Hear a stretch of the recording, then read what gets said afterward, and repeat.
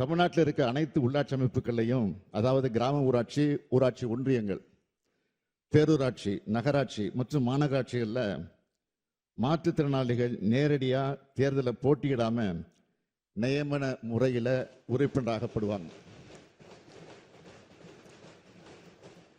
Sir, thank you so much, Stalin sir. We love you, sir. இந்த வார்த்தை thank you is a small word, sir. Sir, thank you சொல்லி முடியாது sir. எனக்கு எங்களுடைய கடைக்கோடி ஊனமுற்றவன் ஒருத்தன் அவன் பேசுறது என் கண்ணில் தெரியுது சார். சார், அதுக்கு நீங்க தான் காரணம்ங்கிறத இந்த வரலாறு சொல்லும் சார். சார், பத்திரிகைக்கு பேட்டி கொடுக்கல sir. Sir, we love you, sir. இதுக்கு மேல ஒன்றும் சொல்ல முடியாது சார். thank you sir. இந்தியாவிலேயே ஃபர்ஸ்ட்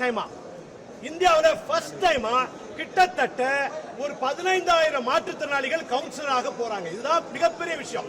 கம்யூனிட்டி எலெக்ஷன்லயே நிக்காம கம்யூனிட்டி பேஸ்ட் ரீஹாபிலிட்டேஷன், அதாவது அவர்கள் வாழுகின்ற இடத்திலேயே மறுவாழ்வு கொடுக்க வேண்டும்.